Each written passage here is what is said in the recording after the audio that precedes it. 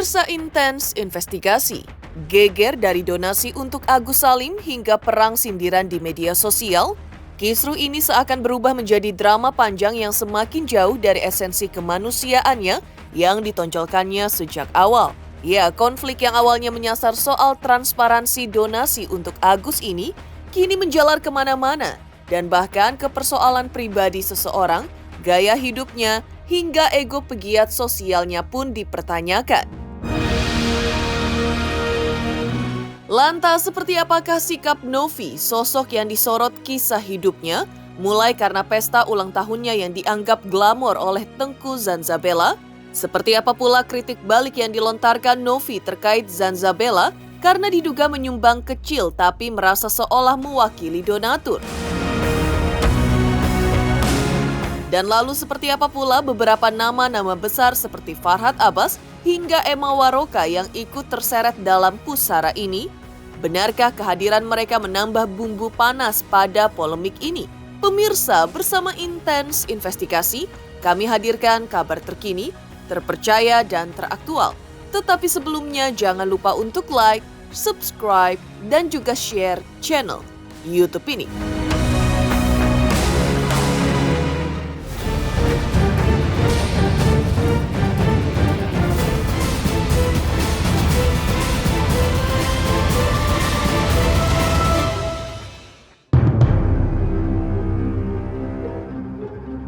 Kisruh terkait donasi untuk Agus Salim tak dipungkiri memang telah berkembang menjadi polemik yang lebih meluas, melibatkan berbagai pihak, termasuk tokoh-tokoh besar hingga tidak terkecuali warganet di sosial media yang saling menyerang secara terbuka. Ya, seperti diketahui bermula dari perseteruan antara Novi dan juga Agus, karena Novi merasa Agus tak menggunakan uang donasi yang diinisiasi olehnya secara benar. Polemik semakin panas ketika muncul nama Tengku Zanzabella dan ikut berkomentar terkait hal ini. Tengku Zanzabella beberapa waktu sebelumnya juga sempat menuding Novi menggunakan barang haram narkotika, namun viralnya pernyataannya tersebut langsung saja bergegas membuat Novi melakukan pengetesan untuk membuktikan hal ini. Terbaru, Novi dalam pernyataannya di akun TikTok-nya juga sempat mengutip pernyataan Zanzabella dalam sebuah wawancaranya dengan tim Intens Investigasi beberapa waktu silam dan mengungkapkan hal di antaranya adalah soal Agus yang tetap meminta kepada yayasan. Apakah Zanzabella ada baiknya Novi memberikan saja atau menahannya? Dalam pernyataannya, Zanzabella memang seolah menekankan kehadirannya berasa di sisi Agus Salim. Menanggapi video ini atau video yang kembali dikutip warganet di akun TikTok-nya, Novi memberikan jawaban yang kira-kira berbunyi seperti berikut ini. Mbak, kamu gak malu ya? Nyumbang aja 500.000, tapi seolah-olah perwakilan donatur.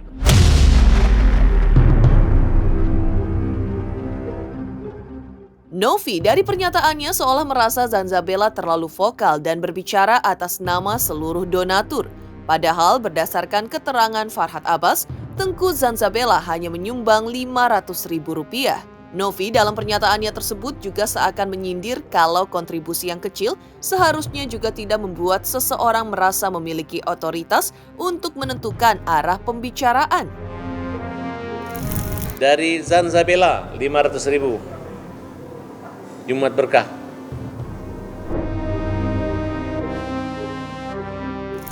Jika Pak Agus tetap meminta gitu, yang dia merasa hak dia ke yayasan, menurut kamu Teh Novi baiknya langsung kasih aja atau tahan dulu? Atau kalau saya memposisikan diri saya adalah penggalang donasi, urusan duit 200-300 juta itu tidak persoalan buat saya. Apalagi dia gunakan untuk balas budi kepada keluarganya. Saya menjadi si penggalang donasi, saya tidak akan memusingkan urusan 200-300 juta yang diberikan Agus untuk balas budi terhadap keluarganya. Biar bagaimanapun itu keluarganya, mending itu saya singkirkan dulu, karena itu nanti pasti ada solusi. Ada uang yang lebih banyak lagi yang bisa digunakan untuk pengobatan, begitu kan? Apalagi kalau misalnya si Agus memang masih ingin menggunakan BPJS, ya nggak apa-apa, silakan gunakan saja gitu semaksimal mungkin.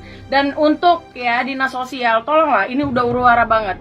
Di mana pemerintah saat ini? Kenapa ini dibiarkan? Pembiaran ini kasus sosial loh. Harusnya dinas sosial ini turun menjadi penengah di kasus ini. Tapi menurut kakak Agus tetap dianggap penyelewengan dana nggak sih? Kan menurut orang-orang kayak gitu ya, sedangkan dia menggunakan uang yang ada di rekening dia sendiri gitu. Menurut kakak gimana? Kalau menurut saya yang awam, saya bukan pakar hukum, tapi dari kacamata saya, Agus tidak melakukan kesalahan. Di sisi lain, Tengku Zanzabella yang seolah tidak tinggal diam dengan tudingan tersebut juga sempat memposting sebuah unggahan yang ia unggah dalam akun media sosialnya. Kembali memanaskan suasana dengan menyindir gaya hidup Novi. Dalam beberapa unggahan media sosialnya, Zanzabella menyebut bahwa Novi yang baru saja merayakan ulang tahun dengan pesta mewah terkesan hidup glamor dan tidak mencerminkan sosok yang layak menjadi petugas sosial atau pegiat kemanusiaan. Menurut Zanzabella pun, tindakan tersebut bertentangan dengan citra yang selama ini ingin ditampilkan oleh Novi sebagai orang yang peduli terhadap masyarakat kecil. Sindiran Zanzabella ini langsung memancing reaksi dari para pengikutnya yang sebagian mendukung pandangannya dan menilai Novi tidak seharusnya terlibat dalam kegiatan sosial jika tidak bisa menjaga citra yang sesuai. Lebih lanjut, Zanzabella juga mengungkapkan alasan lain mengapa ia sejak awal tidak pernah mendukung Novi.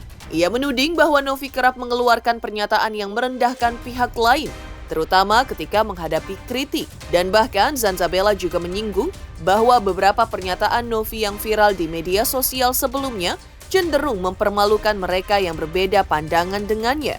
Hal inilah menurut Zanzabella adalah alasan utama dirinya tidak pernah melihat Novi sebagai sosok yang pantas dijadikan panutan dalam gerakan sosial. Bukan ingin mengangkat personalnya, tetapi seorang petugas kemanusiaan di mana melakukan lebih dari satu kali penggalangan donasi. Lalu di sisi lain hidupnya selalu berfoya-foya atau glamor ataupun sosialitas seperti ini. Saya dikirimkan seseorang tentang postingan orang tersebut dan menurut saya tidak layak. Dan ketika saya mereactionnya, ini bukan menjadi ajang siapa yang paling kaya, tidak. Ya, bukan menjadi ajang siapa yang bayar, yang buang-buang uang. Apa ini? Ini sudah melenceng. Banyak juga statement-statement yang merendahkan program-program pemerintah, yang merendahkan status sosial seseorang, dan lain sebagainya. Inilah kenapa dari awal saya tidak pernah mendukung Novi. Begitu, silahkan berpikir.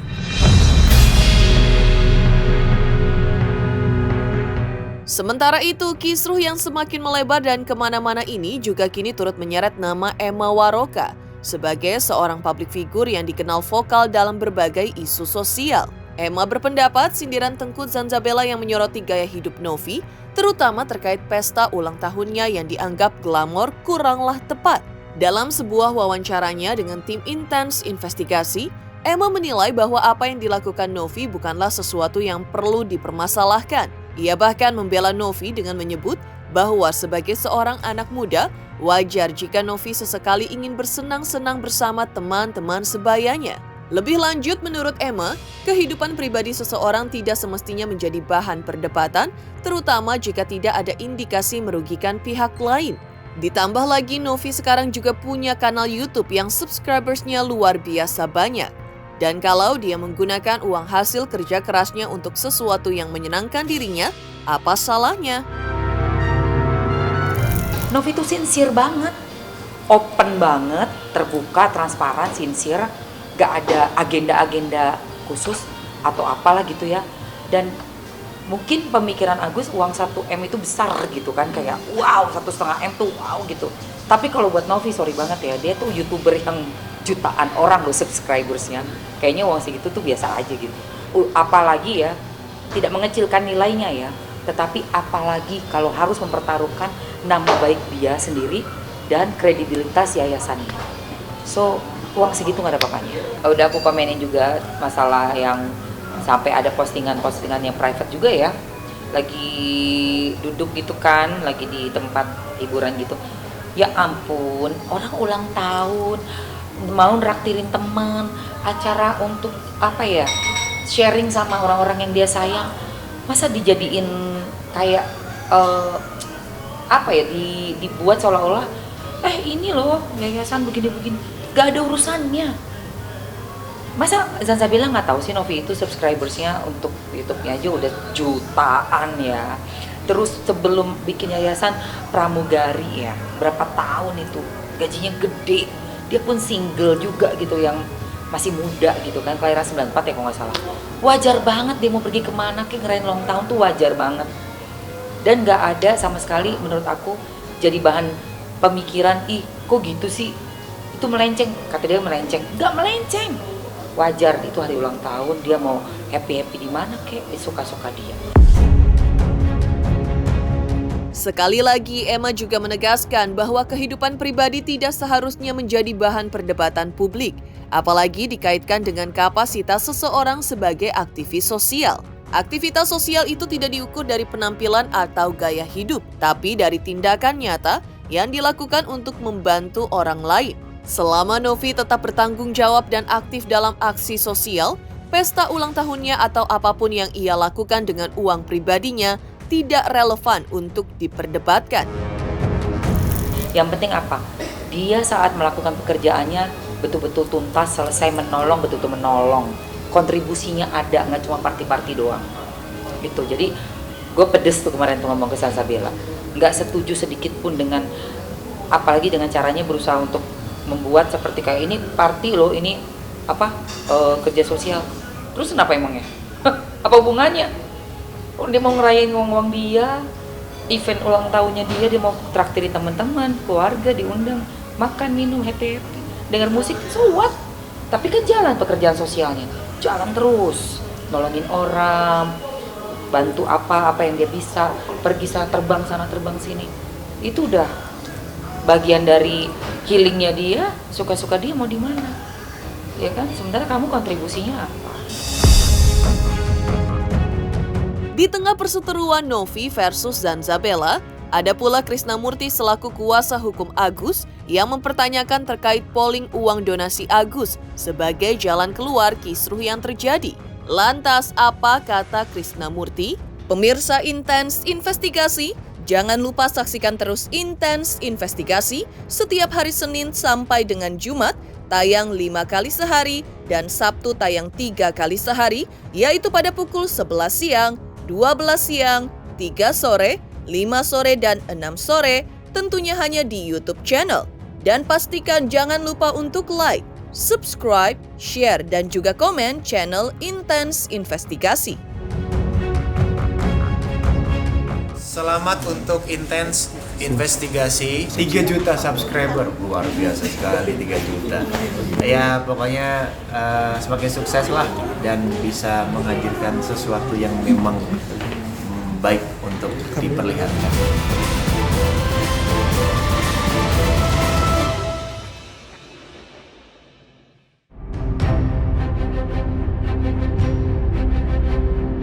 Di tengah panasnya polemik terkait donasi Agus, muncul sebuah polling yang diklaim diadakan oleh para donatur untuk menentukan arah penggunaan dana tersebut. Polling ini menuai berbagai reaksi, termasuk dari Krisnamurti, kuasa hukum Agus. Dalam pernyataannya, Krisnamurti mengaku bingung dan mempertanyakan asal-usul serta legitimasi dari polling tersebut. Ia menyoroti apakah ada dasar hukum yang jelas bagi pelaksanaan polling ini dan siapa sebenarnya pihak yang berwenang mengadakannya.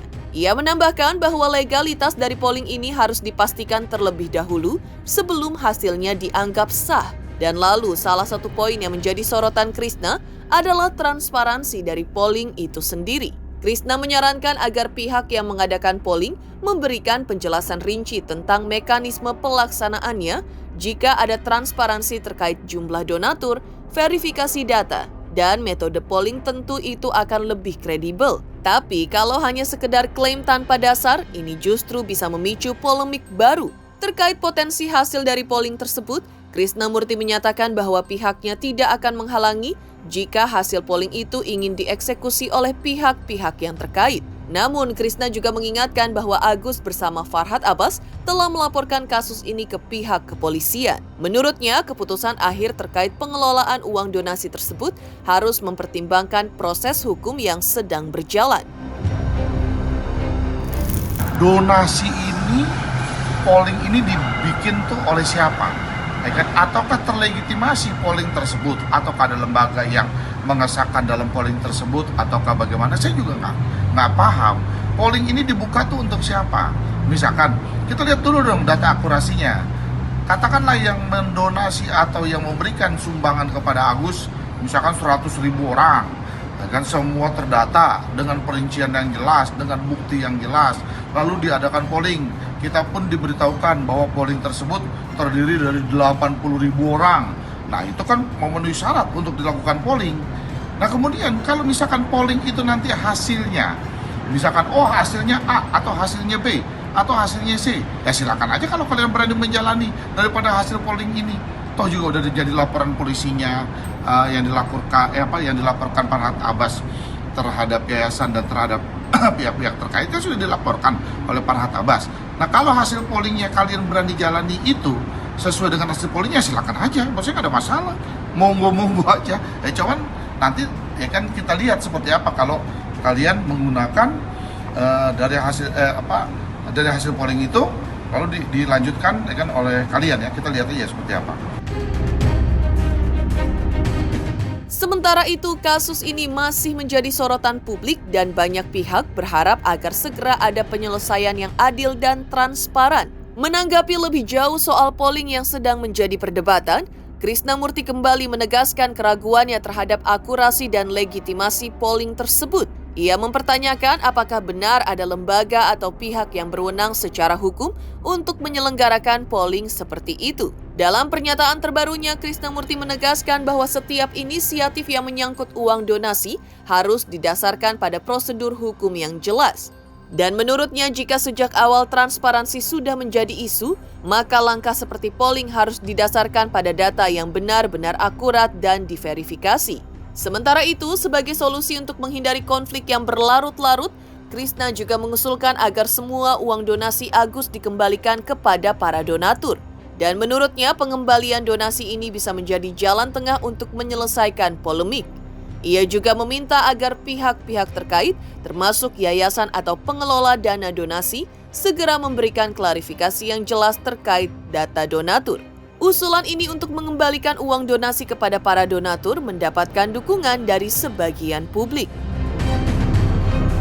Saya kalau melihat ya bahwa pasal pengancaman yang dilaporkan oleh Densu, kalau ini benar, seperti apa yang diancam oleh Farhad Abbas kepada Densu? Misalkan apa sih kalimat hajar gitu ya, misalkan ada kalimat hajar seperti kemarin. Kan sebelumnya ada tulisan yang tai itu. Kemudian Farhad tidak suka, Farhad bilang kalau lu kasar, lu bagaimana dengan gua hajar lu. Nah, lalu setahu saya juga kalau orang terancam, dia diintimidasi dengan ancamannya itu, dia merasa ketakutan, lalu berbahaya untuk kehidupannya dia, berbahaya untuk dirinya dia, sehingga dia meminta perlindungan hukum kepada polisi, sehingga dia melaporkan bahwa itu pengancaman. Tapi kan kita tahu, kalau orang yang diancamnya dia lebih aktif mendatangi daripada yang diancam, seperti teman-teman netizen lihat, siapa yang mendatangi? Nah, lalu keluar setelah didatangi, dia bilang bahwa sudah clear ya, sudah oke ya, semua ya. Nah, kan proses pengancamannya di mana? Gitu loh, proses pengancamannya itu di mana? Kalau dikatakan sudah clear, sudah oke, dia sudah mendatangi, lah yang aktif itu siapa? Yang diancam atau yang mengancam? Ya kita lihatlah apa-apa, sah-sah saja namanya proses laporan, penyelidikan, kita akan ikuti bagaimana prosesnya. Kemudian laporan Farhad Abbas di Polres Jakarta Selatan yang saya juga ikut mendampingi dalam laporannya itu kan telah dilaporkan adanya ujaran kebencian terkait menyangkut masalah ras dan sebagainya ya, yang ada kalimat apa sih, kecabut pedangmu, kan kamu jeburu, kamu cabut pedangmu, apalah ya, kan kalimat seperti itu sedang berproses di Polres Jakarta Selatan. Kami pun juga sedang menunggu tahapan selanjutnya untuk dimintai keterangan sebagai pelapor. Ya biarkan itu nanti berproses berjalan. Sampai sejauh ini semua masih on the track berjalan dalam proses laporannya di Jakarta Selatan. Sementara itu, publik terus menunggu langkah konkret dari yayasan atau pihak pengelola dana donasi. Apakah kata kuasa hukum pihak Aji Orang yang menyiram air keras kepada terkait kisruh donasi ini. Selamat untuk Intens Investigasi karena sudah mencapai 3 juta subscribers di YouTube. Sukses selalu and all the best.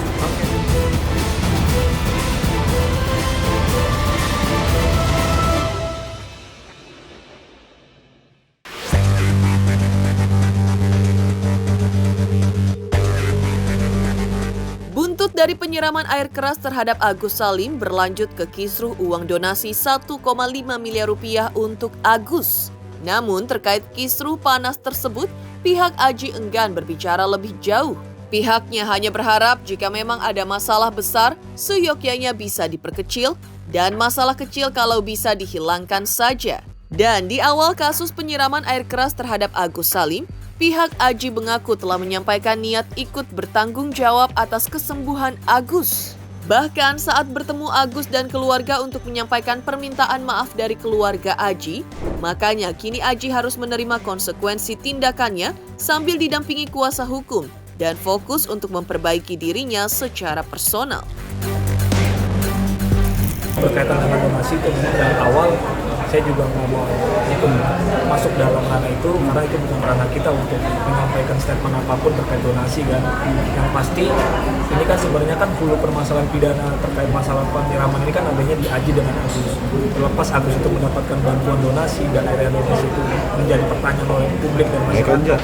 Ya harapan kalau kita dari Aji itu sebenarnya ya masalah yang besar diperkecil, masalah yang kecil itu dihilangkan saja. Artinya saya harapannya juga Aji bisa melalui proses persidangan ini sampai nanti ada vonis dan Agus pun tetap berhak mendapatkan perobatan sebagaimana yang mestinya didapatkan. Dan jangan sampai juga orang-orang seperti Tenovi yang bergerak di bidang kemanusiaan, charity, amal, membantu orang secara sukarela, akhirnya merasa trauma dengan adanya kejadian seperti ini. Jadi dari sisi Agus juga harus mendapat perobatan, dari sisi Tenovi juga harus disupport terus karena Tenovi ini kan sangat positif kan. Baru sekarang Denny Sumargo sama Farhad sampai kemana-mana. Apalagi itu terlalu jauh kita nggak monitor sampai ke sana. Walaupun kita dengar informasi itu kan, tapi kita juga menahan positioning kita agar tidak memberikan statement apapun karena itu kan berkaitan dengan kode etik saya sebagai seorang lawyer gitu. Demikian pemirsa kabar terkini, terpercaya dan teraktual yang kami hadirkan hari ini. Saksikan terus Intens Investigasi setiap hari Senin sampai dengan Jumat tayang 5 kali sehari, pada Sabtu tayang 3 kali sehari, yaitu pada pukul 11 siang, 12 siang, 3 sore, 5 sore, dan 6 sore tentunya hanya di YouTube channel. Dan pastikan jangan lupa untuk like, subscribe, share, dan juga komen channel Intens Investigasi.